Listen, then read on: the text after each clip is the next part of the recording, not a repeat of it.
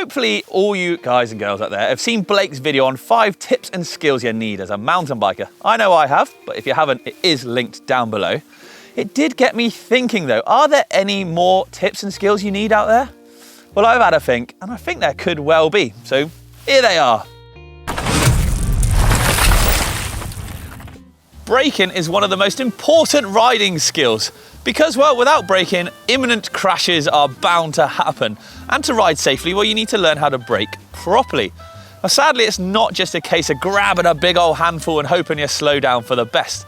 There's a little bit more finesse involved. So fear not, because now I'm going to go through some of the basics and stages, if you like, of how to brake properly. Firstly, brake setup then. Now, I would advise to have your brake lever set up so that the hook of the brake lever, so on the very end here, sits just inside the first joint of your index finger, so you can get a good firm, what should you call that, grasp of it, so that you can pull it nice and properly. If it's sitting too far out and you've got just the tip of your finger resting on it, well, there's a case that it might slip too far in, and well, your finger's going to wrap all the way around it. The more you ride and the more braking you do, the more that you'll figure out where you like that bite point to be. So a bit of trial and error required there. Out on the trail, when looking for those braking points, try to aim for sort of the drier or the more solid, firm ground, grippy areas. Try to avoid places like in turns for a start. Loose ground, muddy ground, slippery routes. Braking on those will cause traction to break away, and you could potentially slip or crash, lock the front wheel up, which will go out from underneath you and can provide a whole host of problems. Your brakes work best when there's lots of weight and force almost going through them. So try to drop your heels, lower your center of gravity, so drop your body down as well if you can.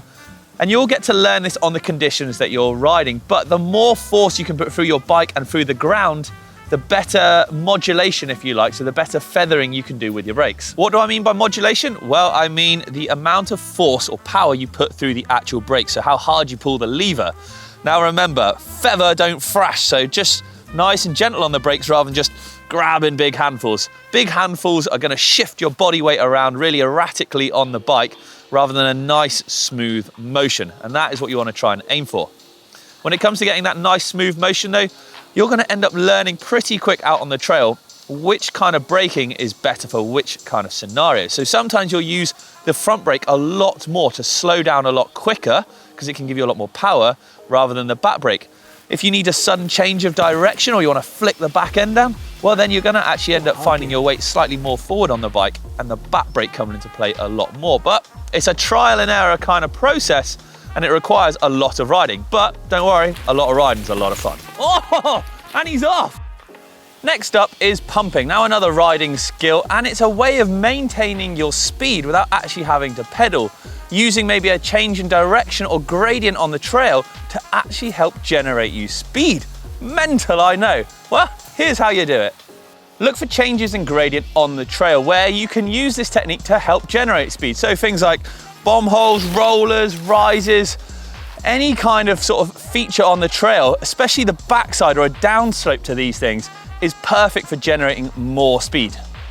Here's a great little dip in front of me that we can use to generate some speed. So on approach, you're going to be standing up on the bike, fairly neutral riding position, arms and legs just with a slight bend in them. And as you come into the dip, you're going to push down in and compress into the dip, pushing down in there to try and almost force your bike away from you, if you like, to push and gain more speed. Then when you hit the bottom of the dip, you'll absorb it and then spring up again to help spring up the other side. A great place to practice your pumping that's going to be consistent and similar every single time is a pump track. They're amazing for just going around, putting laps in, all in a nice tight little space.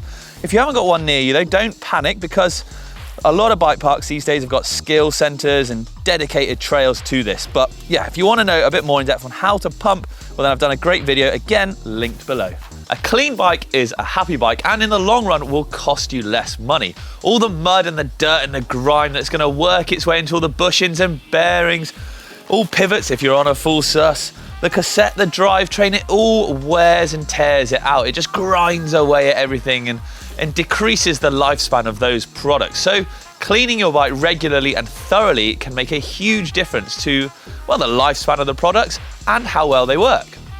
Here's a great little step-by-step guide I'm going to run through with you to clean your bike thoroughly and properly. And we're going to do it on my trusty Canyon. And it's not even too dirty, but I just love to keep the thing clean.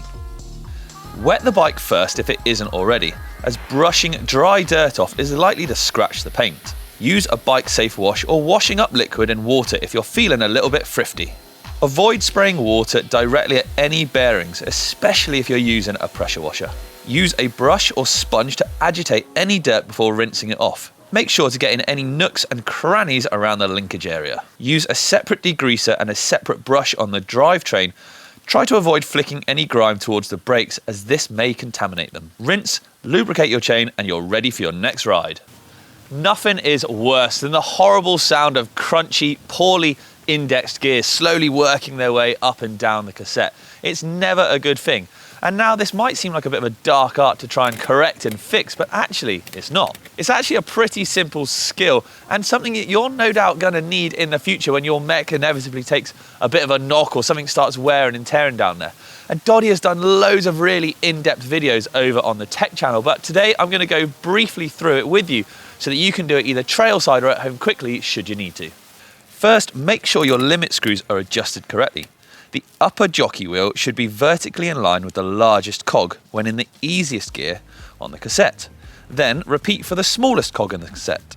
The limit screws on the mech stop the chain or the mech from pushing the chain either too far up and over the top of the cassette, causing the chain to go in that space between the largest sprocket and the spokes, potentially damaging the wheel, and vice versa when it gets to the bottom.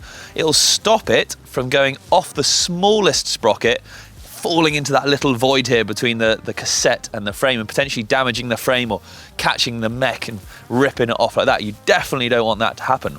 To adjust your limit screws is generally a couple of screws at the back of the mech here, where you're going to need either an Allen key or a flat-headed screwdriver, and you'll twist them counter or normal clockwise to move that mech left to right. There's also the B-tension screw on the back of the mech. Now this doesn't adjust the limit on how far it will move left and right. Just briefly, that one adjusts the actual tension on the chain. So if you were to screw that B-tension winder in, you'll notice the mech will move back, putting more tension on the chain. A bit of fine-tuning is needed there, but like I said, Doddy has done tons of videos on these, on how to fine-tune all of those bits and bobs. So head down to the old description below and you'll find the link just there. Next up is cable tension. Now, using this barrel adjuster on the shifter here, wind it so that the silver sleeve that you can see on the inside is all the way into the shifter. Then once you've wound it all the way in, just wind it back out a couple of turns. That way it's going to give you a little bit of wiggle room when it comes to adjusting the tension on the cable. Once you've wound your barrel adjuster all the way in and then taken it back out a couple of turns, loosen the Allen key bolt at the back of the mech holding the cable in place. Pull the cable nice and taut and nip that Allen key back up again. With that cable now then at hopefully the correct tension, shift your bike up and down through the gears, and hopefully it should slot into each one nice and easily. If it's a little bit slow going up the cassette, well, then you need to add a little bit more tension onto the cable. Now you'll do this by tightening or winding out the barrel adjuster. If vice versa, it's not shifting down enough, well, that means it needs a little bit more cable, so you need to slacken it off. So I'll wind that silver barrel adjuster here back in a touch to give it a bit more slackness on the cable.